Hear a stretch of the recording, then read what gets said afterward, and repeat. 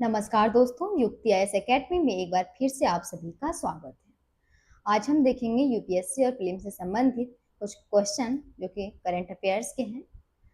शुरू करते हैं अपने प्रश्नों से। तो प्रश्न है हमारे पास कि हाल ही में सार्वजनिक वितरण प्रणाली में पारदर्शिता लाने हेतु सेंट्रल बैंक डिजिटल करेंसी, जिसे शॉर्ट में सीबीडीसी बोलते हैं, आधार डायरेक्ट बेनिफिट ट्रांसफर, जिसे डीबीटी बोलते हैं शॉर्ट में, व्यवस्था का शुभारंभ किस शहर में एक पायलट मॉडल प्रोजेक्ट के रूप में किया गया? नई दिल्ली में, चंडीगढ़ में, लखनऊ में या फिर वाराणसी में? तो अभी हाल ही की बात है, ये किया गया है अभी चंडीगढ़ में। ठीक है, इसलिए यहाँ से सही विकल्प हो जाएगा चंडीगढ़।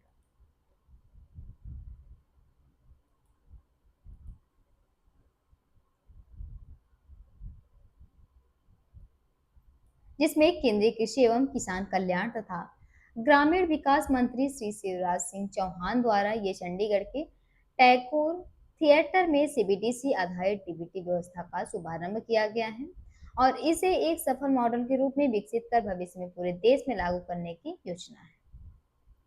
बात करें इसकी उपस्थिति की, ये काम कैसे करते हैं ये सब देखेंगे आगे। तो इसमें पंजाब के राज्यपाल गुलाब चंद कटारिया, जो कि केंद्रीय मंत्री प्रहलाद जोशी और राज्य मंत्री नीमूपेन जयंती भाई बड़ंगिया, जो कि बम्बड़िया, भी इस अवसर पर मौजूद थे। ठीक है, इसमें यह तकनीकी क्या है और कैसे काम करती है इसकी बात करें तो सीबीडीसी की बात करें तो CBDC central bank digital currency इसका फुल नेम है और यह भारतीय रिजर्व बैंक द्वारा जो कि जारी की जाने वाली आधिकारिक डिजिटल मुद्रा और प्रोग्रामेबल डिजिटल मनी। इसकी बात करें तो इस व्यवस्था की सबसे बड़ी खासियत यह होती है कि लाभार्थी को मिलने वाला जो डिजिटल पैसा केवल राशन की दुकान पर खाद्यान्न, मतलब जो गेहूं चावल आदि होते हैं, जरूरी खाद्य वस्तुओं की खरीद के लिए इस्तेमाल किया जा सकता है। इसका उपयोग किसी अन्य गैर जरूरी काम या मद में नहीं किया जा सकेगा। ठीक है, आते हैं अपने अगले प्रश्न पे। अगला प्रश्न है कि इंटरपोल रेड नोटिस के संदर्भ में निम्नलिखित कथनों पर विचार कीजिए। वे हाल ही में चर्चा में रहा है काफी।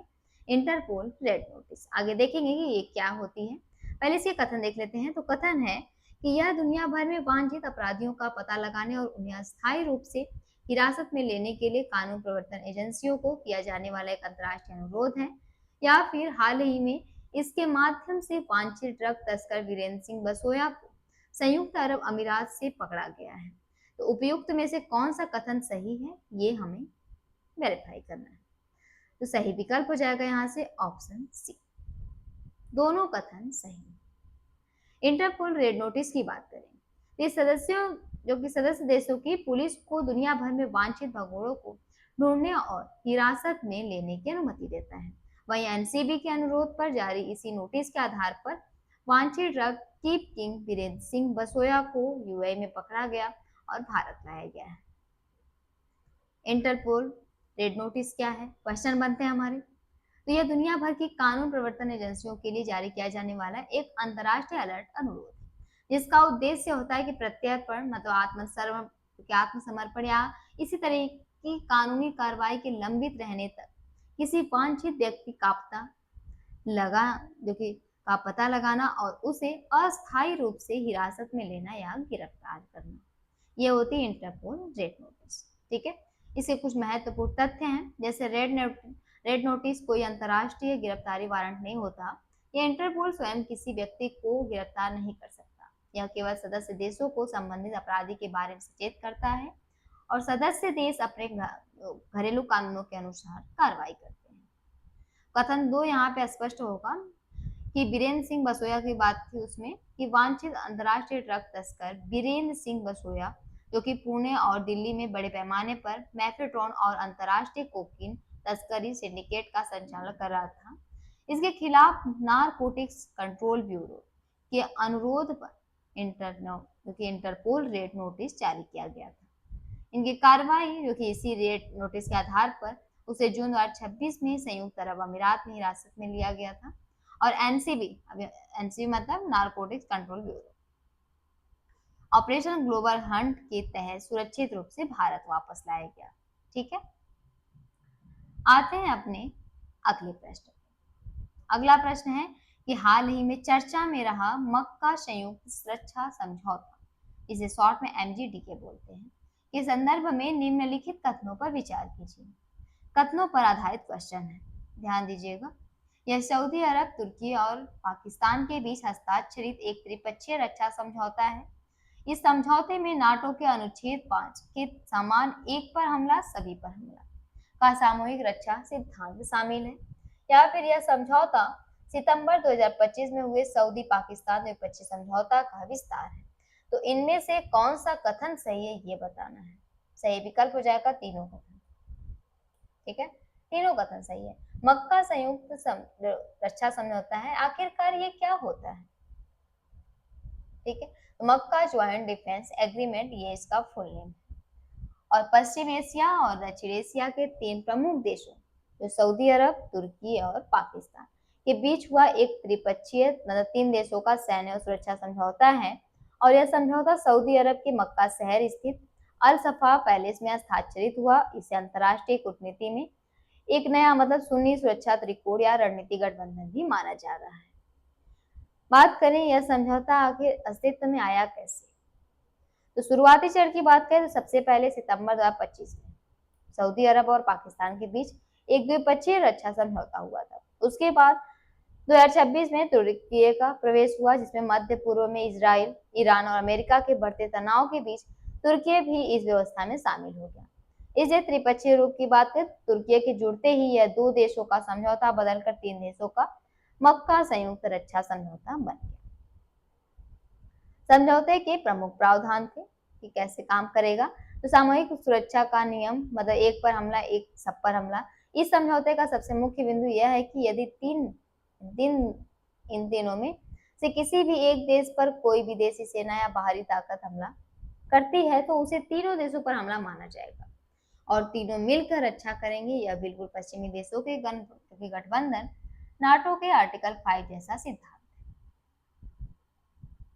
संयुक्त सैन्य अभ्यास, इसमें क्या है कि तीनों देशों की सेनाएं एक साथ काम करने के तरीके को बेहतर बनाने के लिए नियमित साझा युद्धाभ्यास करेंगी और खुफिया जानकारी साझा करना, मतलब तीनों देश आतंकवादी खतरों, सीमा सुरक्षा और क्षेत्रीय तनाव से जुड़े खुफिया इनपुट्स एक दूसरे के साथ साझा करेंगे। तो इस तरीके से ये इनके प्रावधान है और ये ऐसे काम करेंगे। आते हैं अगले प्रश्न पे। अगला प्रश्न है कि निम्नलिखित में से कौन सा देश दक्षिणी अफ्रीकी सीमा शुल्क संघ का सदस्य नहीं है? Botswana, Istanbul, Mozambique, Lesotho. सही विकल्प हो जाएगा यहाँ से मोजाम्बिक, क्योंकि SCCU इसमें केवल 5 सदस्य हैं, 5 सदस्य देश है, जिसमें दक्षिणी अफ्रीका सीमा शुल्क दुनिया का सबसे पुराना कस्टम यूनियन, जिसकी स्थापना 1910 में हुई थी। इसमें कुल 5 देश शामिल है, जिसमें दक्षिण अफ्रीका, नामीबिया, लेसोथो, इस्वातिनी, जिसे पूर्व नाम स्वाजीलैंड था। ठीक है, मोजाम्बिक की बात करें कि इसका सदस्य क्यों नहीं है मोजाम्बिक, तो मोजाम्बिक SCCU का सदस्य नहीं है, बल्कि SADC, मतलब दक्षिणी अफ्रीकी विकास समुदाय का सदस्य है। अक्सर देखा जाए तो छात्र लोग जो होते हैं SCCU मतलब 5 देश और SADC 16 देश में भ्रमित हो जाते हैं, और SCCU के सभी 5 देश SADC का हिस्सा है, लेकिन SADC के सभी देश जो जैसे मोजाम्बिक, जिम्बाब्वे, अंगोला, तंजानिया आदि SCCU का हिस्सा नहीं है। इसलिए SADC और SCCU में फर्क जरूर रखें। इस वीडियो का लास्ट सवाल है ये कि हाल ही में चर्चा में रही प्रधानमंत्री विश्वकर्मा योजना काफी इंपॉर्टेंट है, जरूर देखिएगा, के संदर्भ में निम्नलिखित कथनों पर विचार कीजिए। पहला कथन है कि यह योजना पारंपरिक शिल्प और हस्तशिल्प से जुड़े कारीगरों और शिल्पकारों को समग्र सहायता प्रदान करने के लिए शुरू की गई है। इस योजना के तहत 18 पारंपरिक व्यवसायों शिल्पों को शामिल किया गया। तीसरा है कि यह योजना केवल कौशल प्रशिक्षण तक सीमित है और इसमें कोई वित्तीय सहायता या टूल किट का प्रावधान नहीं। तो उपयुक्त में से कौन सा कथन सही है ये बताना है। तो सही विकल्प हो जाएगा यहाँ से पहला और दूसरा कथन सही, क्योंकि प्रधानमंत्री विश्वकर्मा योजना, आखिर इसकी बात करें तो PM विश्वकर्मा योजना केंद्र सरकार की एक प्रमुख कल्याणकारी योजना है, जिसका उद्देश्य अपने हाथों और पारंपरिक औजारों से काम करने वाले देश के हुनरमंद कारीगरों और शिल्पकारों को आर्थिक, तकनीकी और सामाजिक सहायता देकर मजबूत बनाना। इस योजना में बहुत सारे कामगार साले कौन कौन कामगार शामिल है ये देखेंगे। तो इस योजना के तहत कुल 18 पारंपरिक व्यवसायों शिल्पों से जुड़े लोगों को लाभ दिया जाता है। इसमें लकड़ी और धातु के काम को देखा जाए, कला और निर्माण, दैनिक सेवाएं व शिल्प, मतलब धातु के काम में बढ़ई, नाव बनाने वाले अस्त्रकार और लोहार, ताला बनाने वाले, ये सभी आते हैं। और कला व निर्माण में बात करें तो सुनार, कुम्हार, मूर्तिकार, राजमिस्त्री, ये सभी आते हैं जो पत्थर तराशने वाले होते हैं। और दैनिक सेवाएं और अन्य शिल्प में देखा जाए तो मोची, नाई, धोबी, दर्जी, मलाकार, खिलौना व गुड़िया निर्माता, टोकरी, मछली का जाल बनाने वाले, ये सभी आते हैं इसमें। योजना के तहत मिलने वाले कुछ प्रमुख बेनिफिट्स हैं इसके, जैसे पहचान और प्रमाण पत्र।